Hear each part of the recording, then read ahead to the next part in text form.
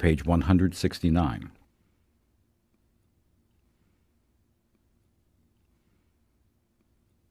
Section 1. You will hear a conversation between a lost and found agent and a woman who has lost something. First, you have time to look at questions 1 to 4 on page 169.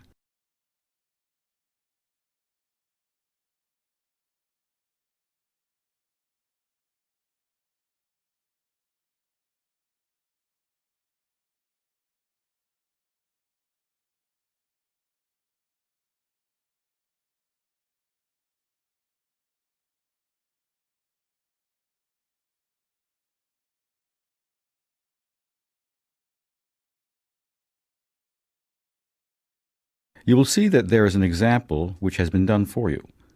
On this occasion only, the conversation relating to this will be played first. Is this the lost and found department? Yes, this is lost property. Did you lose something on the train? Yes, I did. I lost something very valuable, and it's very important that I get it back. All right, calm down. We'll fill out a lost item report form. Now, when did you lose the item? Just now. Today. A few minutes ago. Today's Monday. Okay, right.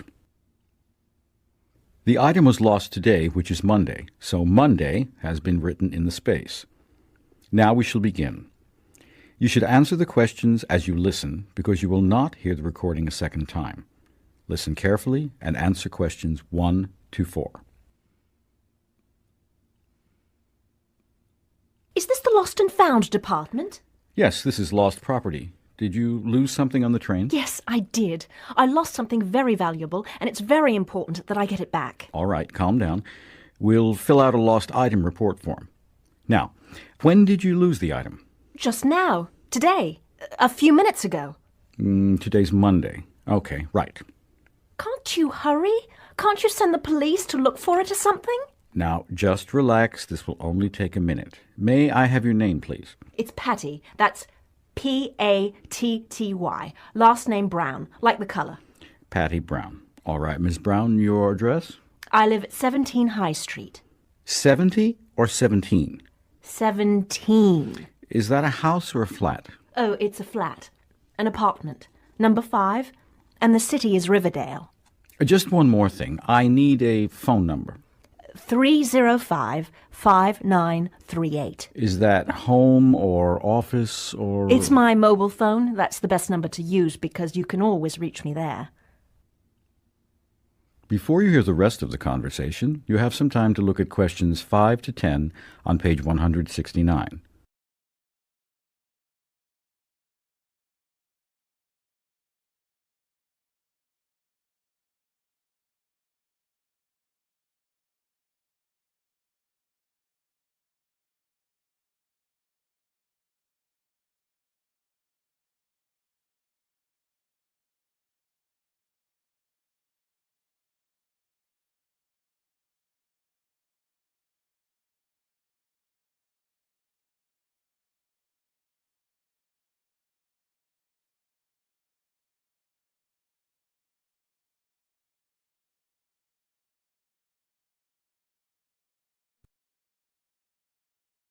Now listen and answer questions 5 to 10. Okay, I'll need a description of the lost item. What exactly did you lose? I lost my reading glasses, but you know I bought them in Italy. They're Italian designer glasses and very expensive. I see. And can you describe them? Are they square or round or... They're round. And they have a chain attached. You know, those chains on glasses so you can hang them around your neck. Where were you when you last had them? I was sitting on the train, reading. I had a window seat. The train was just about to enter the station. I heard the door at the other end of the car open, so I looked up from the article I was reading to see what the noise was. So you had your glasses on then because you were reading? Yes, that's right. It was a fascinating article in that new magazine. You know the one. I can't remember the name now, but anyhow. Which train were you on? Oh, dear. I don't remember the number, but it was the train from Riverdale. I've come here to visit my aunt. I've taken a whole week off of work to make this trip. I left home at 5 o'clock this morning, and I'm very tired. I'm sorry to hear that. Several trains have arrived from Riverdale this morning. What time did your train get here? Oh, just about 30 minutes ago. At 10 o'clock, I think. Yes, that's right. So, the last time you had your glasses was when you were reading on the train. Yes. And when I got off the train, I had my handbag and my suitcase, and I checked my seat to see if I had left anything on it, but I hadn't. And what's that in your coat pocket? What's what? Oh, my glasses! Oh, my goodness. I can't believe they were there the whole time. That is the end of section 1. You now have half a minute to check your answers.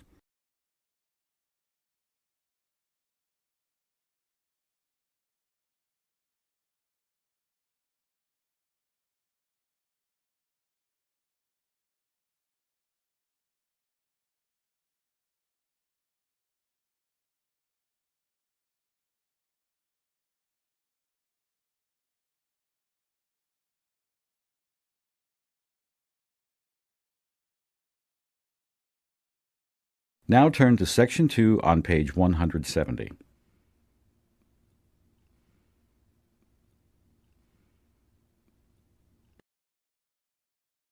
Section 2.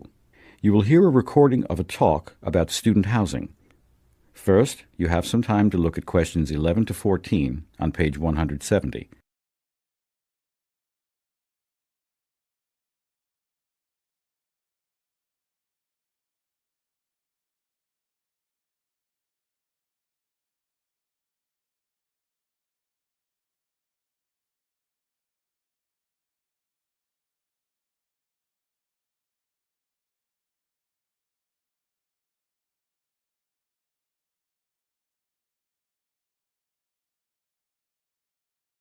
Now listen carefully and answer questions 11 to 14. Good morning. Welcome to day 2 of Student Orientation Week. The subject of the first talk today will be off-campus housing. This is of interest to those of you who don't want to live in student housing and are not familiar with our city. I'll give you some tips about where to look for housing and how to go about it. Okay, first let's talk about where to look for an apartment. There are some places that I don't recommend. The obvious place to look, you might think, would be in the neighborhood of the university. However, that's probably not a very good idea because, unfortunately, this is one of the more expensive areas of the city to live in. The downtown area is a popular place to visit. However, that's not a good place to look for housing either because it's mainly a commercial area. There are very few apartments there. It's also rather far from the university. So, where does that leave us? I can recommend a couple of good places to look. Many students rent apartments in the uptown neighborhoods. The prices there are quite low, and many buses go there, so it's very easy to get to the university from there. The Greenfield Park neighborhood is also popular. It's closer to the university, but not many buses run in that direction, so you'll need a car if you choose to live there. Before you hear the rest of the talk, you have some time to look at questions 15 to 20 on page 170.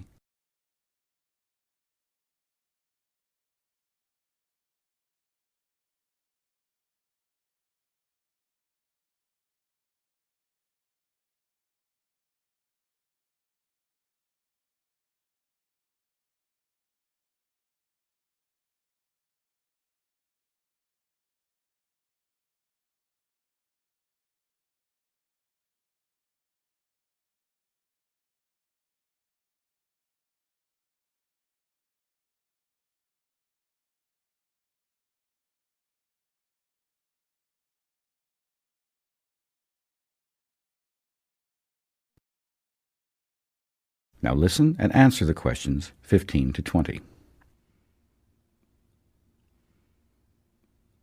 All right, so let's say you've decided on a neighborhood. Next, you have to find out what apartments are available. There are a number of places where you can look for apartment ads. The best place to look is at the university's student center. There is a wall there devoted to apartment ads.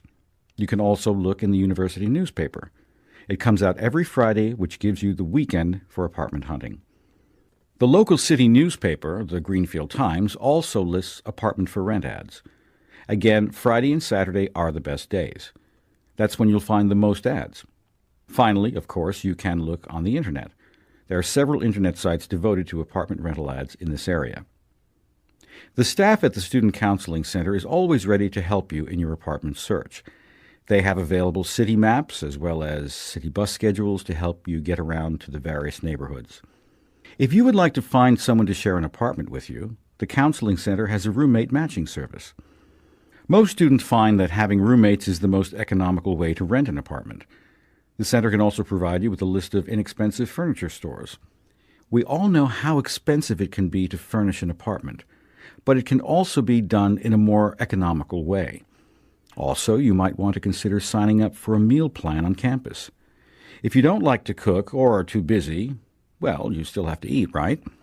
If you live off campus, you can still eat in the university's student dining rooms. We have plans for buying meals by the week, month, or semester. The Student Counseling Center can give you all the necessary information on that. That is the end of Section 2. You now have half a minute to check your answers.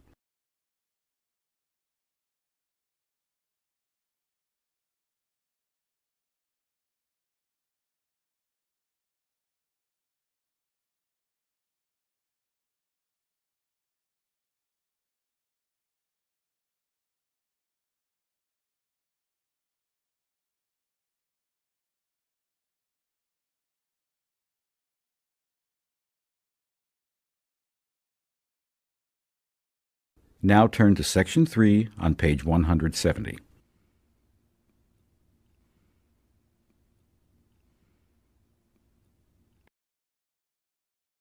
Section 3. You will hear two students talking about their assignment. First, you will have some time to look at questions 21 to 25 on page 170.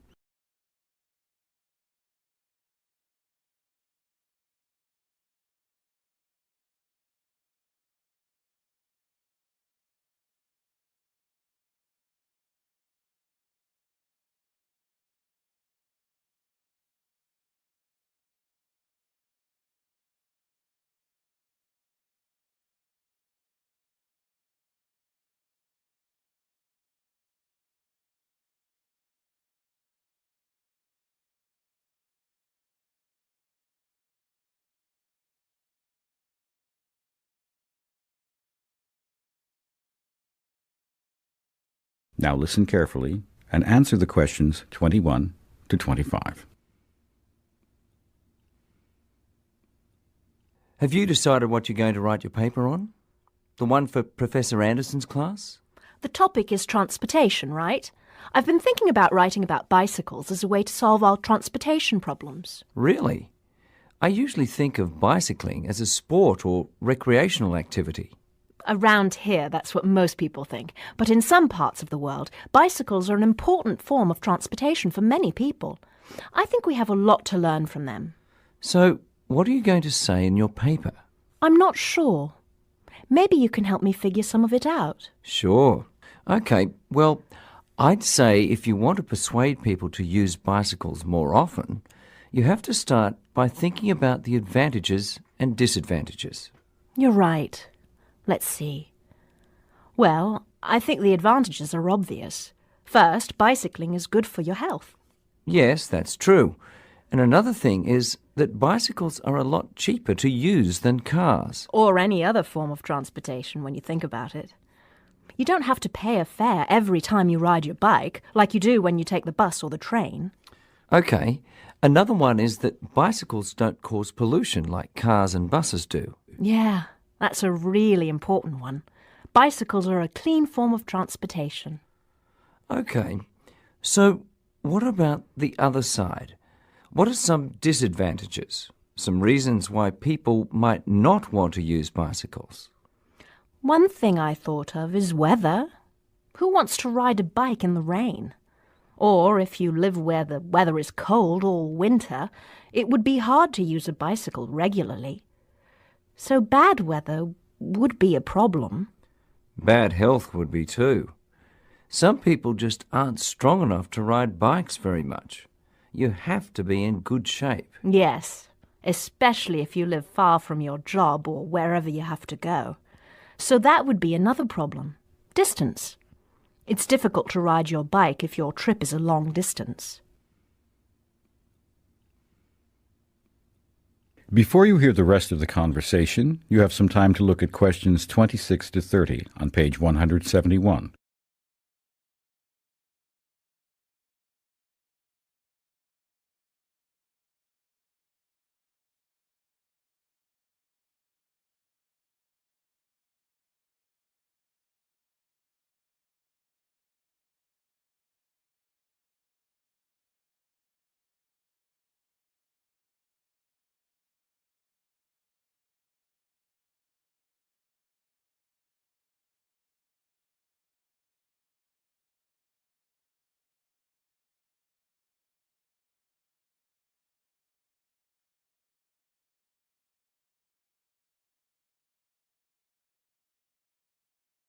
Now listen and answer questions 26 to 30. Okay, so using a bike might not work for everyone, but for a lot of people it would. How can people be encouraged to use bikes for transportation? I think there's a lot cities can do. I think the biggest thing is making bicycle lanes on roads. It's really dangerous riding a bike where there's a lot of traffic, so special lanes just for bicycles would make things a lot safer. That's a great idea. Yeah, they already do that in some cities. And another thing is to make safe places for people to leave their bikes. I mean, like at subway stations. A lot of people ride to the subway station and then take the subway to work. They need a safe place to lock up their bikes all day so they don't get stolen. That seems important. Yes. And another thing I've read about is maps. Some cities provide bicycling maps that show all the good routes. They show people how easy it is to get around by bike. Okay, but what about equipment? Don't you need a lot of special stuff to ride a bicycle? I don't think so. For safety, you should wear a helmet. And at night, you should have lights or wear reflective tape so cars can see you. For comfort, you need light clothes and waterproof clothes when it rains. But that's all I can think of. Really, it's easy and inexpensive to get started riding a bike. I think you'll write a great paper. You've already persuaded me to get a bike. That is the end of section 3. You now have half a minute to check your answers.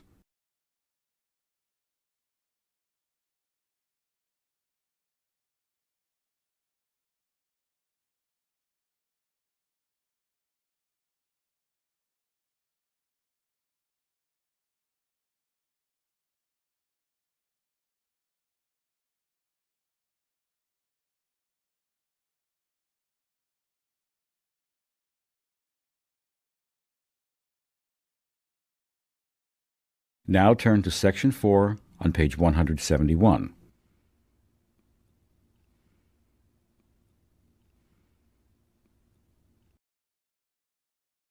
Section 4. You will hear a professor explaining an assignment to the class.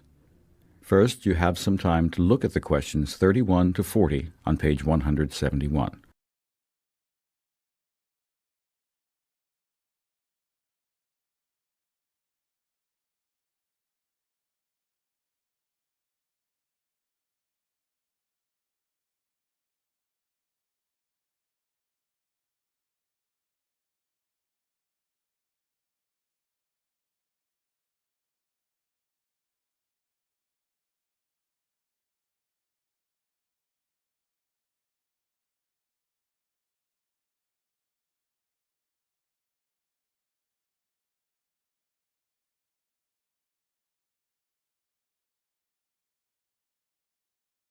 Now listen carefully and answer questions 31 to 40.